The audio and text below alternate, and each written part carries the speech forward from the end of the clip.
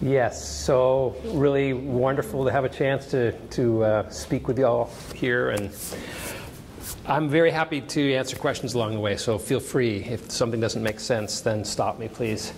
So this body of work has come together in the last year and a half, and it's basically related to my lifelong fascination with looking at things really close up.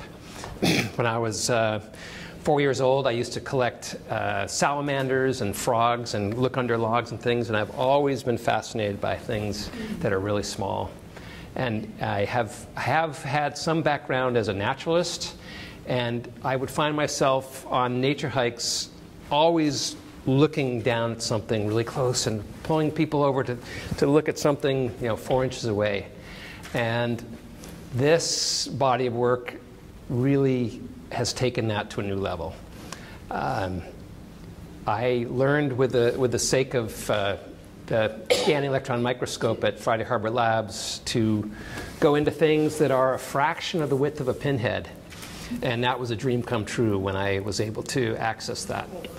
And what I've found and have presented here is really a way to see things that even the scanning electron microscope can't show. Because what you're doing when you're there, you might see this whole thing, but if I photographed that just one time, the way it shows up, and then made it this large, it would be pixelated or very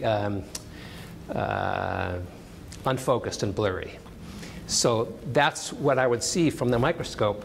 What I learned to do in this process was to see what was a sprout of wheat that it was dried up. And I went through and did a panorama where I would take an image here, here, here, and so forth, sometimes up to 55 times, which is on the algae in the back. And that allowed for a very large file that allowed this to be enlarged so that you can walk up to it, and almost every single one of them I can say, you can walk up to it and go, there's detail that's really, really sharp. And again, you can't see that so clearly in the microscope. You have to have these different methods to make that possible. So, that's a little bit about the technique. I would say in terms of, there's more to say about that process. The content itself, I've been fascinated with environmental issues all my life, and for good reason. We have a planet that we're really not treating very well. And I've done a lot of things with natural objects, but in the last year and a half, I turned my attention to food.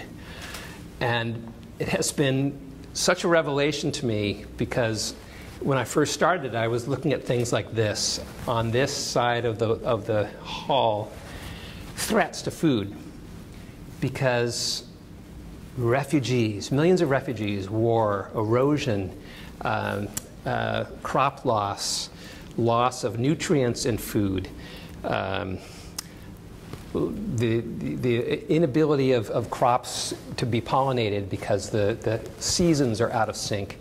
All these issues that are happening, increasingly, are of such magnitude, and if we pay attention to the news and conflict, or health problems, or just challenges that are happening in the ecosystem and on the planet, many of them are tied back to these kinds of issues that I try to work with artistically. And that has been the challenge and the excitement. How do I take a complex idea like what is set up here, a nation that destroys its soil, destroys itself? Very interesting. Why does Franklin Roosevelt say that? What does that mean? And how do you show that artistically? And that fascinates me. So one of the things I did on this side was think about organic matter or compost which is a tremendously rich material, basically made from worms and microorganisms. We have a worm bin, so all of our food from the last 5 years has just been in this small bin, and the worms turn it into soil. And so that is an example where if it's done correctly, soil can be enriched by organic matter, which is terrifically valuable. Not only that, I compare 3 what I call grains of topsoil and grains of compost. The topsoil are the ones that are kind of round, like discs, not very interesting, not very textured. And the others, taken at the same magnification, are compost. And what do you think happens with all the shapes of the compost in the soil? Holds moisture.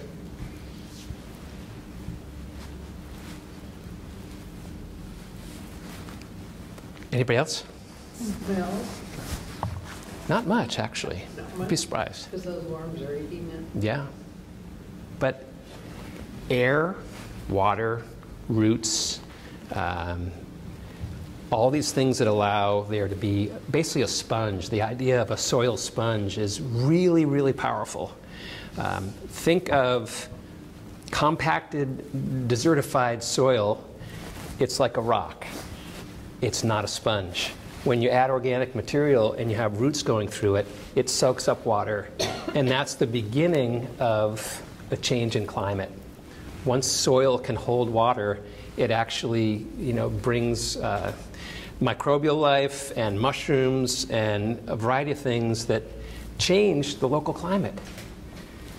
So another huge idea that I learned in this process was it's not all about solar panels and windmills in terms of we've got to get rid of carbon, reduce carbon and reduce fossil fuels.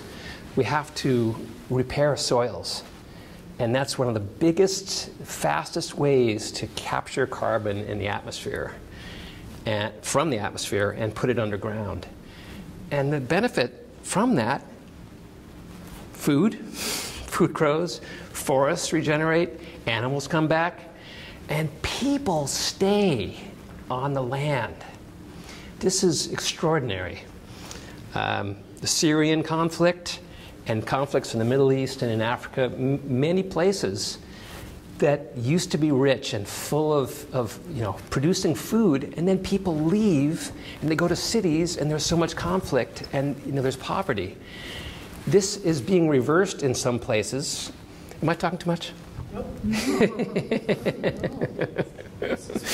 This is being reversed in some places. It's such an inspiration to me that this can happen, it is happening, where these soils that are compacted are brought back to life with a variety of methods.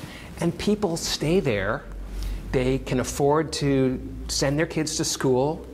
They can afford to have small businesses and create local jobs and economy. And all of a sudden, life's good.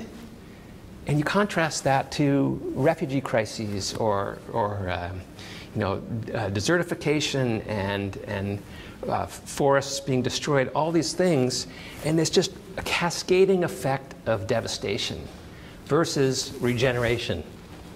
And that's what I'm looking at here. Threats and all these concerns and prospects which are mind-blowing, and they're happening.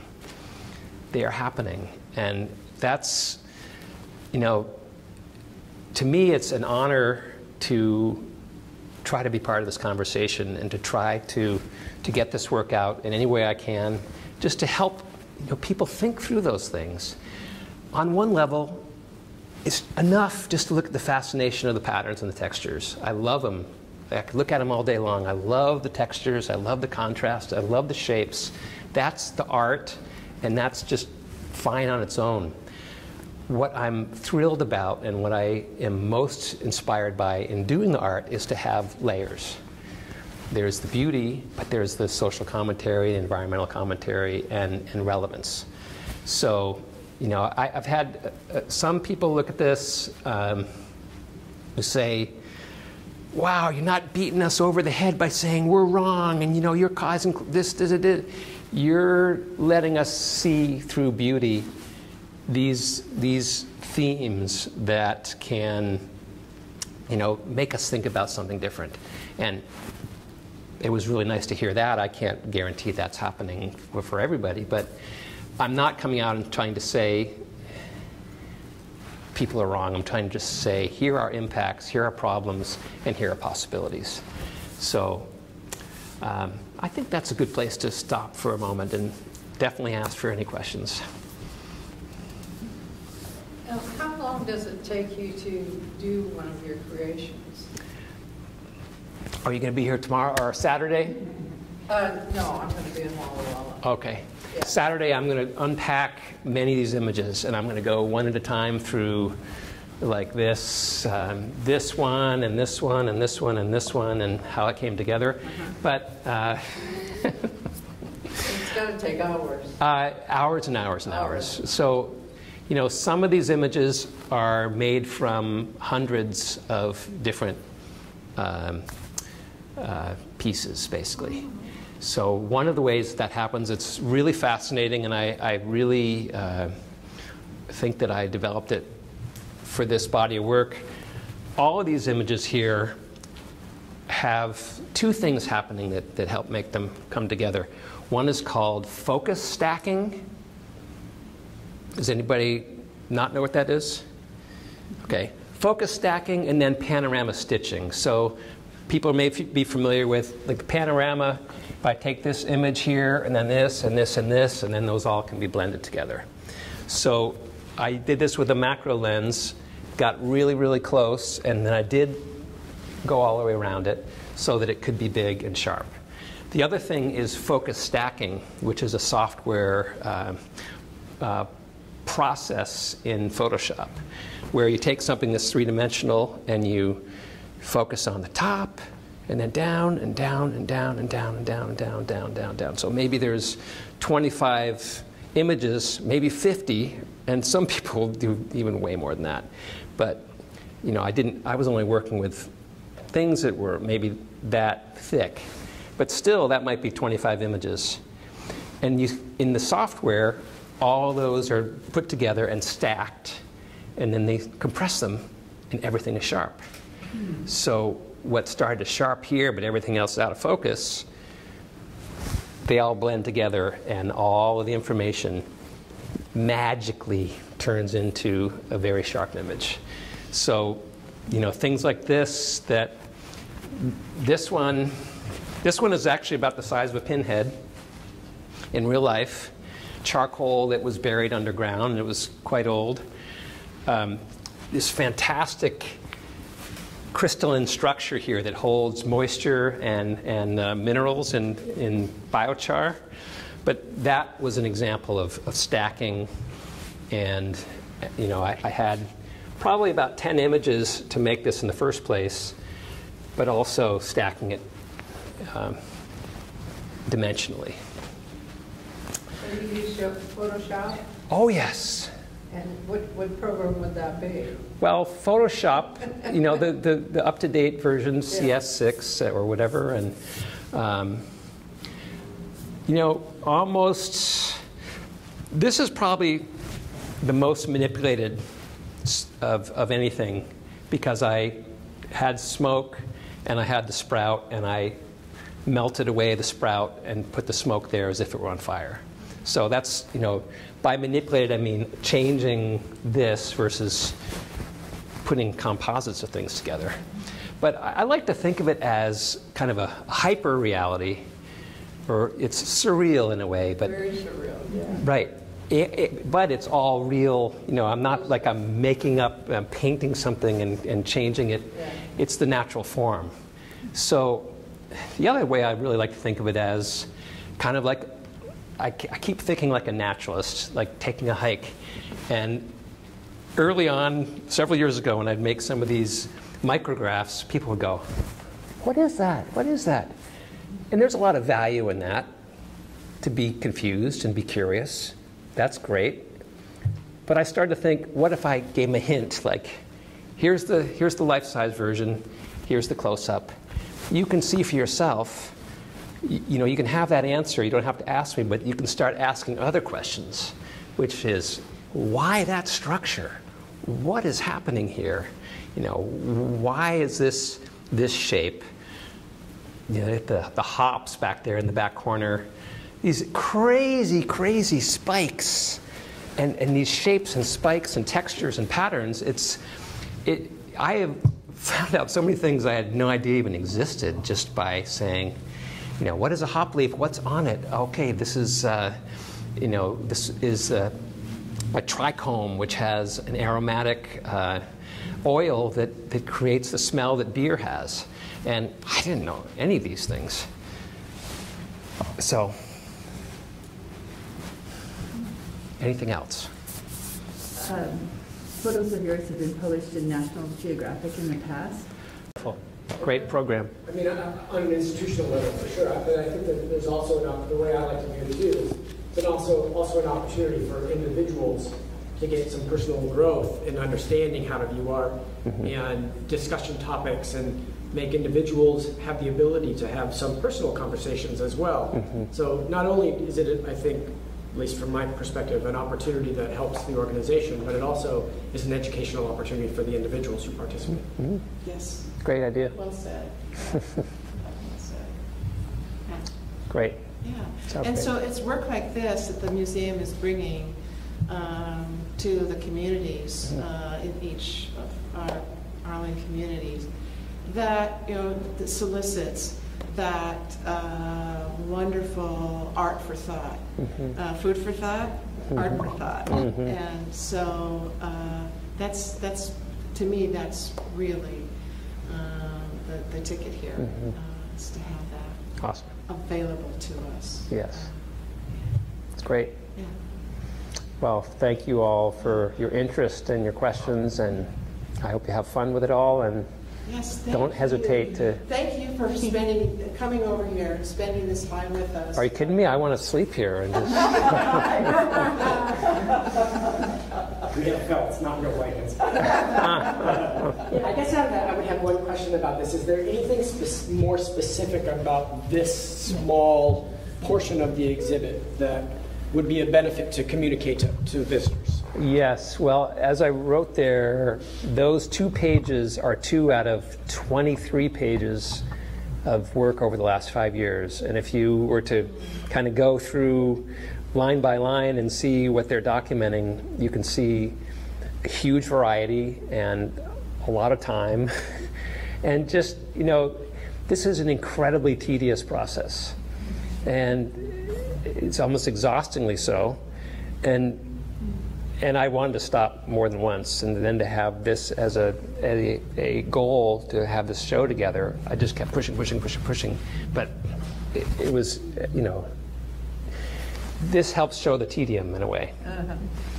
And then, you know, it doesn't necessarily show that there were 30 images made of this here. And what I can say is, when you're working at the microscope, you see an image you want to make, and you press a button, and it goes like this. Sorry, it's scanning. So here's the object, and it scans, and it takes a minute. So I'm sitting there. All right, I have to make 30 of these. Now there's that one. Now I'm going to turn it then, and it's like, come on. But that's what it takes. And the other piece is that these stubs here that the samples are on, again, that helps point out this scale and the idea that something the size of a pinhead can be this exceptionally beautiful. So that's pretty fun. That leads me to ask a question I haven't asked yet. You probably want to get out of here, but let me just ask one more. And that is, so how would you lead a tour through your work here? Can you give us a suggestion as to how we would lead a tour through the museum? You know, I like to start with let people do what they want to do. Like, go through for 10 minutes, find something you have a question about, sink into it, have your own experience, 10 or 15 minutes or something, and then let's talk. If I felt like I came in and started directing people, I'd be, you know, I want people to explore. however long that is. And then there's just so many places to start. One thing I haven't said is this image in the back of the mosquito fruit fly wasp image. That was the first of all of these that started this body of the work. There's no color in that. That whole wall came from a couple years ago, and they're related to food. But when I started doing that and putting those together, the first thing I did was take those 3 different insect wings and put them together, and then I did a mirror, and I looked at it and went, wow, I just faked the real world. I don't know if I like this. And I put it away for 3 months. It really disturbed me. Like, I'm trying to show things exactly as they are in nature. Here's a wing. Isn't that amazing? But all of a sudden I was saying, here's a wing, and here's a poetic interpretation of it. And I'm manipulating it. And I was like, I'm not going to do this. And then I went, maybe we'll do this. And then the rest of these came. Very creative. So is the mosquito on top? Yes. I couldn't sleep tonight if I didn't know. So that's another way to start. You could say, this concept. This was the beginning. Yeah, it came from breaking out of this sense that it had to be utterly realistic. And the idea of surreal that brings in all these other components of what is poetic license. What is a poem? What is a painting? What is a novel, if not full of that license? But in some ways, we see that with an image and go, don't do that, don't mess with it. But why not? What? Anyhow, going on and on. Because you're creating art. Thank you. This is great to have this. I really didn't focus on this when I came in because I was sort of pulled into all of the pieces. So this is quite instructive and very helpful to get some kind of perspective on what the process that you have taken here. Well, thank you. The other huge irony is, it's like, if I were to go like this, it's almost like my head is in here with so much intensity documented here. And the irony is, I love nature and wild things, and I spent most of the time in front of a screen at the microscope and then on the monitor to put these together. Sure. And I'm inside in the summer in a weather like this, staring at a screen, making these things when I love being outdoors. So it's just full of kind of bizarre ironies. Do you know Thor Hansen? Yes. Well, you guys must talk for hours about this. He wrote some really sweet things for this show and for on my book. He has a quote there, and we're great. He's enjoying. He's well, amazing. Both great guys. Well, thank you. We're all trying, right? Yep.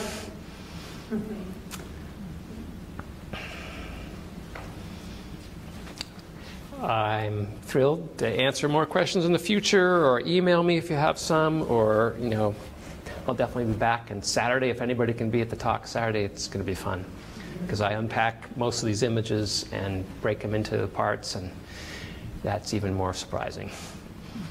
Thank you. Okay. Thank you. Thank you.